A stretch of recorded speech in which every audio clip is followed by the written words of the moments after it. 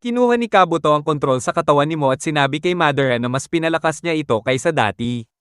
Dahil dito, umarangkada si Madara at binanata ng malaking bahagi ng 4th Division gamit lang ang Taijutsu at Kenjutsu habang iniiwasan ng mga atake nila gamit ang Sharingan. Sinigawan ni Temari si Naruto na gamitin ang mode niya pero sabi ni Naruto ubos na chakra niya kaya di niya magawa. Pinaatres naman ni Temari si Madara gamit ang malakas na atake pero halos wala itong pinsala. Gumamit si Madara ng matinding jutsu ng apoy sa Alliance na barely lang na-counter gamit ang pinagsamang water jutsu nila. Nagpakawala pa siya ng maraming fireballs at bumalik sa usok para makipagsabayan ulit. Habang inuubos pa niya ang iba, pinigilan siya ng buhangin ni Gaara. Sina Gaara, Onoki at Naruto pinagtulungan siya gamit ang mga teknik nila. Pero pina-activate ni Madara ang Susanoo para depensahan ang sarili laban sa Ultra Big Ball Rasengan ni Naruto. Pumasok si Naruto sa Sage Mode at nang maalis ni Gaara si Madara sa Susanoo. Binanatan niya ito ng Wind Release, Rasen Shuriken. Pero inabsorb ni Madara gamit ang Rinnegan niya, pinatunayan ang hinala ni Kabuto na kayang mag-evolve ng Sharingan papunta sa Rinnegan. Nagpabagsak si Madara ng isang malaking meteorite sa 4th Division at kahit napatigil ni Onoki yung una, di na niya napigilan yung pangalawa. Bumagsak ito at dinurog ang maraming ninja, konti lang ang nakaligtas pero sugatan kasama si Onoki. Tinry pa ni Madara na i-summon ng Nine Tails pero sablay dahil nakasil pa rin ito kay Naruto. Tapos tinest niya ang Hashirama cells niya gamit ang Wood Release Secret Technique, Nativity of a World of Trees, na ikinagulat ni Naruto at ng ibang mga natirang shinobi ng 4th Division.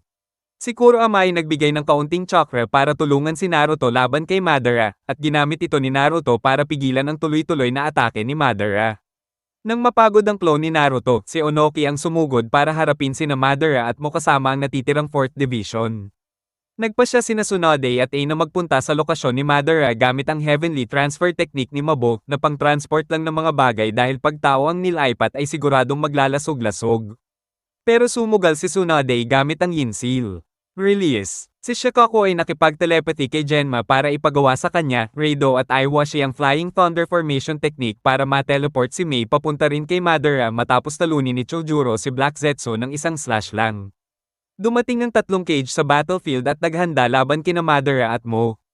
Habang ginagamot ni Tsunade sina Gaara at Onoki, sina Ei at Mei ay umatake kay Madara. Si Dodai at ang Hokage Guard Platoon naman ay humabol kay Mo na kontrolado ni Kabuto. Gumamit si Madara ng Yasaka Magatama pero nabigo dahil sa Shield of Sand ni Gaara at Rock Golem ni Onoki na panangga. Habang banibisi ni Gaara si Madara, sumama si Onoki sa ibang cage at nagplano ng bagong strategy. Ginamit ni Mei ang Hiding in Mist technique para di makita ni Madara. Pinagaan muna ni Onoki si Ei para bumilis siya. Nakita ito ni Kabuto at pinwesto si Mo sa harap ni Madara pero natabig lang siya. Pinabigat ni Onoki si Ei para mas malakas ang suntok at nabasag ang Susanoo ni Madara at napalipad siya. Gustong tumulong ni Naruto laban kay Madara pero sinabi ni Tsunade na sila na ang bahala at harapin niya ang isang Madara pa. Nang nadispel ang clone, isang salita lang iniwan nila kay Naruto, panalo. Natanggap ni Naruto ang mensahe ng mga cage at kasama si Killer Bee, pumunta sila para harapin ang peking Madara. Harap-harapan niyang sinuwag ng ulo si Toby para mabasag ang maskara nito. Nang mawala ang Shadow Clone mula sa labanan kasama ang muling nabuhay na si Madara Uchiha at natanggap ang mensahe ng mga cage, biglang nagmadali si Naruto pabalik sa battlefield na punong-puno ng energy. Nakita niya ang lalaking nakamaskara na papalapit mula sa kabilang direksyon at nagbanggaan sila. Pinakawalan ng nakamask na lalaki ang mga muling nabuhay na Jinchuriki para umatake at nakilala ni Naruto ang isa sa mga jutsu nila. Sa loob ng isipan niya, nakipag-usap siya kay Utakata na muling nabuhay rin. Ikinwento ni Utakata kung ano ang nangyari pagkatapos niyang umalis sa Tsuchigumo Village. Matapos ang usapan nila, ginamit ng mga dating Jinchuriki ang iba't ibang jutsu para umatake kina Naruto at Killer Bee. Nang mabanggit ni Naruto na may dalawang Madara, sinabi ng lalaking may mask na wala na siyang pake sa pangalan niya at ang mahalaga lang ay matapos ang Eye of the Moon plan. Sabi ni Toby, walang kwenta ang mundo at puro lungkot lang, at sinabi niyang maiintindihan ni Naruto at Bion dahil sa naging buhay nila noong bata pa. Pero sagot ni Naruto, hindi naman daw masama ang naging buhay niya kahit may nakatatak na video sa kanya. Sabi niya lahat ng pinagsasabi ng walang pangalan ay puro kasinungalingan lang. Naging determinado silang dalawa ni Bee na tanggalin ang maskara ng kalaban pero sinabi ni Toby na kailangan muna nilang labanan siya. Lumabas ang mga buntot ng video mula sa mga namatay na Jinchuriki at sinabi ni Toby na huhulihin niya si Naruto at Bee para magtagumpay ang plano niya. Sinabi ni Naruto na hinding-hindi niya ibibigay ang 8 Tails at 9 Tails. Paliwanag ng 8 Tails, nararamdaman niya ang mga video na nasil ulit sa mga host pero iba na ang pakiramdam. Naalala ni Samehada ang laban ni Kisame kay Roshi. Sumugod si Bee at inatake si Fu pero naiwasan siya nito kahit pa umatake siya mula sa blind spot. Ipinaliwanag ni Naruto kay Bee ang tungkol sa shared vision ng Rinnegan. Si Roshi, balot ng lava, umatake kay Naruto. Si Yugito naman nagpalipad ng homing attack at muntik ng makalmat si Bee. Nagtagong parang ninja sina Bee at Naruto at sinabi ng 8 Tails na enhanced ang abilidad ng mga kalaban dahil sa coordination at precision mula sa Rinnegan at Sharingan. Ipinaliwanag ni Naruto ang tungkol sa Black Receivers at tinuro ni Bee ang isa sa dibdib ni Yugito. Tinangka ni Naruto sirain ang receiver ni Roshi pero pinigilan siya ni Han. Sabi ng 8 Tails, pinatag ni Bee ang buong gubat, pinabagsak ang mga reincarnated Jinchuriki. Sa HQ naman, nag-update sina Ao at Inoichi kay Shikoko tungkol sa iba't ibang front ng laban. Plano ni Shikoko na ipadala silang lahat sa lokasyon ni Naruto at Bee kapag tapos na ang kasalukuyang laban ng bawat division. Sinubukan ni Bee na isil ang mga Jinchuriki habang nakahiga pa pero biglang nag-version 2 cloak sila at nakawala sa ink clones. Nag-team up sina Fu at Yugito laban kay Naruto na na-restrict ang galaw ni Yagura. Nakawala si Utakata mula sa hawak ni Bee at ginamit ni Roshi ang atake niya para itago ang biglaang atake ni Han na nag-transform na bilang 5 Tails. Sinubukan ni Toby I-warp si Naruto palayo pero napigilan siya ni Kakashi at Guy. Sa Mountains Graveyard, mabilis na pinatay ni Sasuke si White Zetsu gamit ang bago niyang jutsu, sabay alis ng benda sa mata para ipakita ang kanyang bagong Eternal Mangekyou Sharingan. Sa ibang lugar, nag-uusap sina Suigetsu at Jugo tungkol kay Sasuke at Karen habang papunta sila sa hideout ni Orochimaru. Samantala sa battlefield, nakikipaglaban sina Kakashi at Guy laban sa mga nabuhay ulit na Jinchuriki. Habang umatake ang 5 Tails, biglang naglabas ng chakra chain si Toby at pinigilan ito. Sabi ni Kakashi, kailangan daw maglabas ng maraming chakra ni Toby para kontrolin sila, at kapag fully transformed, halos wala na siyang control. Biglang nakarinig ng boses na humihingi ng saklolo si Naruto at sinabi ng 8 Tails na boses iyon ng 5 Tails. Telepathically, kinausap din ng 8 Tails ang 9 Tails na halatang inis sa mga tao dahil parang alaga lang daw ang turing sa kanila. Naalala ng 9 Tails ang mga encounter niya dati kina Madara, Hashirama, Mito at Kushina. Biglang pinilit ni Toby sina Roshi at Utakata na mag-full transform. Kaya nahiwalay sina Naruto at Bee kina Kakashi at Guy. Nilamon si Naruto ng 4 Tails. Sa loob ng ibang dimensyon ng Tailed Beast, nakilala ni Naruto ang halimaw na agad na inis kasi tinawag lang siyang 4 Tails at hindi sa totoong pangalan na Son Goku. Nag-usap sila tungkol sa treto ng mga tao sa mga video. Dito nalaman ni Naruto na ang pangalan ng 9 Tails ay Kurama. Napansin ni Son na iba si Naruto sa ibang tao at mukhang totoo ang gusto nitong tumulong sa kanila. Sinabi ni Son na pwede siyang magsimula sa pag-alis ng chakra chains na nakagapos sa kanya. Todo agree si Naruto at sabik na tinanggap ang request. Bago sabihin kung paano siya mapipigilan, diretsong sinabi ni Son Goku na hindi siya tiwala kay Naruto dahil sa mga dating karanasan niya sa mga Jinchuriki. Habang nakikinig si Kurama sa usapan nila, nakarelate siya sa galit ni Son kasi siya rin ay palaging ginamit at ikinulong ng maraming ninja dati. Habang napapaisip siya, naalala ni Kurama kung paano siya napunta sa katawan ni Naruto at yung paulit-ulit niyang tangkang makawala sa pamamagitan ng pagpapahina sa 8 trigram seal ni Minato at pag-impluwensya kay Naruto gamit ang chakra niya. Pero pagkatapos ng maraming laban at pagsubok, nakalaya si Naruto mula sa sarili niyang galit sa tulong ni Killer Bee at matagumpay niyang nakontrol ang chakra ng 9 Tails. Naiwan si Kurama na nag-iisip kung anong klaseng tao nga ba talaga si Naruto. Nakita ni Sakura at Shizune na matatapos na ang laban kaya umalis sila para tumulong kina Naruto at Bee sa ibang lugar, hinailan ni Toby si Son gamit ang mga kadena para ma-absorb silang dalawa. Si Bee naman, todo effort para mapabuka ang bibig ni Son at mailuwa si Naruto. Hindi mapabuka ni Naruto ang bibig ni Son kaya naisip niyang gumamit ng multiple shadow clone technique para mapasuka siya nito at nagtagumpay siya. Nagsaya si Bee at nag-cheer. Sinabi ni Son kay Naruto na yung chakra receiver sa loob niya ay dumulas mula dibdib papuntang leeg dahil sa full-tailed beast transformation. Nakita yun ni Naruto, pumasok siya sa 9 Tails chakra mode at nag-ready tanggalin ito, sabay sorry kay Son kung medyo magiging marahas siya. Hinailan ni Naruto ang sarili niya papunta sa receiver. Sinubukan ni Toby na atali si Naruto gamit ang mga kadena. Naalala ni Kurama lahat ng nagawa ni Naruto noon at iniisip niya na kung talagang gusto ni Naruto na tulungan ang mga Tailed Beast, kailangan niya lang gawin yung lagi niyang ginagawa, kumilos. Pilit na hinailan ni Naruto ang chakra receiver habang ang isa niyang clone na naiwan sa loob ni Son ay pumasok sa Sage Mode at tinutulak ito mula sa loob. Sumakses si Naruto sa pagtanggal at pagsira ng chakra receiver ni Son pero nabadtrip siya nang malaman na hindi pa rin malaya si Son. Bago siya marisil sa demonic statue of the Outer Path, nag-iwan si Son ng regalo para kay Naruto. Gigil si Toby kaya pinaganap na niya lahat ng Jinchuriki na mag-transform ng buo bilang mga Tailed Beast. Nag-alok si Kurama na pahiram ng mas maraming power kay Naruto at nasar pa kasi nagpasalamat si Naruto sa tulong niya laban kay Madara. Pinag-isa nila ang chakra nila. At sinabi ni Naruto kina Bi at Gyuki na marami pa silang power na pwedeng gamitin. Nag-isip si Gyuki kung magkasundo na nga ba sina Naruto at Kurama. Inamin ni Naruto na kakampi na niya si Kurama bilang taga-Konoha at binuksan niya ang gate na humahad lang dito. Mas lumakas si Naruto, na-block niya yung 5 Tailed Beast Ball na binaril kina Guy at Kakashi. Nag-transform siya sa buong anyo ng Tailed Beast at umatake sa mga kalaban habang gumawa ng clone para hanapin ang mga chakra receiver.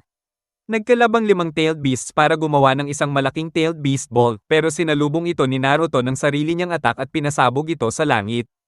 Gumamit si Naruto ng mga clone na may chakra arms ni Kurama para tanggalin ang mga chakra receiver. Pagkahawak niya dito, napunta siya sa mental plane kasama si Kurama, ang iba pang Tailed Beasts at ang mga Jinchuriki nila. Nag-usap sila at nagpakilala lahat kay Naruto at sinabi pa ang kwento nila tungkol kina Roshi at Son. Binigyan nila si Naruto ng kaunting chakra bilang regalo. Naalala ni Kurama ang huling moments nila kasama ang Sage of the Six Paths noon. Habang tinatanggal ni Naruto ang mga chakra receiver, tinanong ni Kurama ang iba kung sang-ayon silang si Naruto yung sinasabi ng Sage, at lahat sila pumayag. Natapos ang transformation ni Naruto bilang Tailed Beast at niresil ulit ni Toby ang mga Tailed Beast sa statue. Sabi ni Toby, wala pa ring nagbago sa sitwasyon ni Naruto. Pero sagot ni Naruto, marami na siyang natutunang mahihirap na pangalan. Nalito si Toby sa sinabi ni Naruto na marunong na siyang mag-memorize ng mahihirap na pangalan, kaya tinukso siya ni Naruto. Nag-usap si Guy at Kakashi kung paano parang tumatanda na sila dahil sa progreso ni Naruto, pero sabi nila hindi naman sila sobrang tanda. Pinapawisan si Toby pero sinisi niya sa ulan na nagsisimula ng bumuhos. May naramdaman siyang kakaiba kay Naruto at naisip na mauuwi rin sa wala ang lahat pag nagpatuloy ang digmaan. Sa HQ ng Allied Shinobi, naramdaman nila ang paggamit ni Naruto ng chakra ni Kurama. Pero may isa pa silang naramdaman na kakaiba. Ikinwento ni Aw ang nangyari kay Shikoku na gustong gamitin ito para sabay-sabay mapataas ang morale ng buong hukbo kahit na mahirap sa komunikasyon ni Inoichi. Lahat ng kaibigan ni Naruto mula Konoha nagmamadaling pumunta sa direksyon niya para suportahan siya. Sa ibang lugar, naglalakad din si Sasuke papunta sa battlefield habang kumukulog at kumikidlat. Nakatakas mula sa mountains graveyard si Sasuke at naglakad-lakad sa isang maliit na bayan. Napansin niyang walang tao at napatilt siya kung bakit parang ghost town. Samantala sa Konoha, umiikot sa baryo sina Konohamaru at ang tropa niya para magbantay laban sa kalaban. Biglang narinig nila ang galit na sigaw ng isang bilanggo mula sa Konoha Intelligence Division. Si Karen pala yun, kunyari baliw para hindi bantayan ng todo ng mga gwardya at nagpaplano ng makatakas. Habang nangyayari ito, patuloy ang paghahanap ni Jugo at Suigetsu kay Sasuke. Dumating sila sa isa sa mga secret base ni Orochimaru. Pagpasok nila, tinanong ni Jugo si Suigetsu kung bakit siya sumali sa Team Taka, pero bigla siyang nag-rage mode at inatake si Suigetsu. Kalma lang si Suigetsu, nag-liquid form siya at nilunod si Jugo para patahimikin. Pagkatapos, nakita niya ang isang secret room na nabuksan dahil sa pagkasira ni Jugo at nakakita siya ng scroll na may importanteng info. Si Sasuke naman, hinarang ng grupo ng White Zetsu Army clones. Nilabas niya ang Susanoo at sinunog silang parang barbecue. Nang wala na yung mga clone, ininterrogate niya ang isa gamit ang Genjutsu para mapigan ang impormasyon tungkol sa digmaan. Sa ibang lugar, si Itachi ay nasa biyahe din at gumagalaw na. Patuloy ang matinding bakbakan ni Madara at ng 5 cage habang umatake si Onoki gamit ang isang napakalaking rock golem.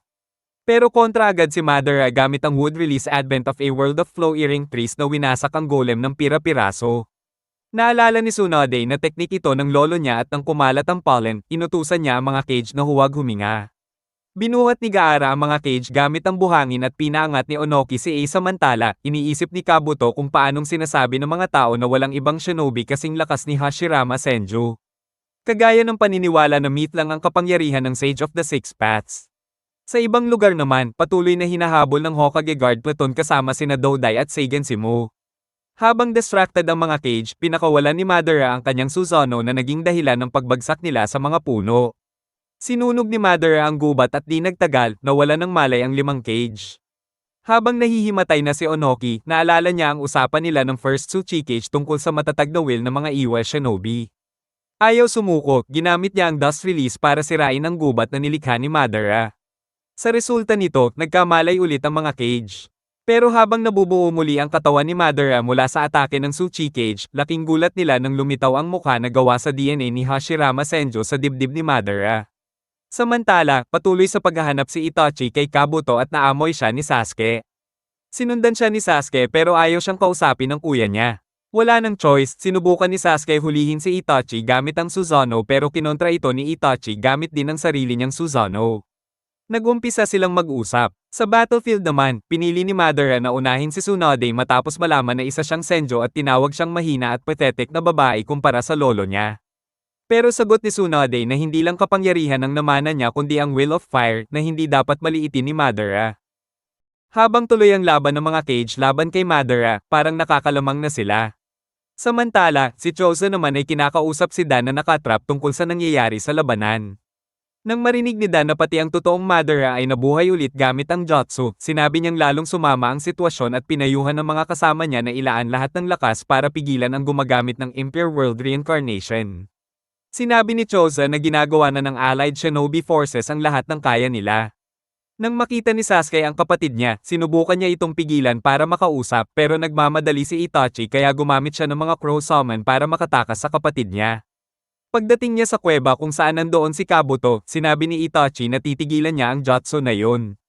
Pero mayabang na sinabi ni Kabuto na halos wala namang risk ang teknik na yun para sa gumagamit. Samantala, bumaliktad ang laban ng mga Cage nang biglang bumawi si Madara matapos silang tuyain.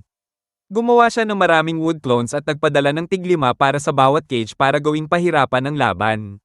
Habang umabante siya, tinanong pa niya sila kung gusto ba nilang gumamit ng Susanoo ang bawat clone.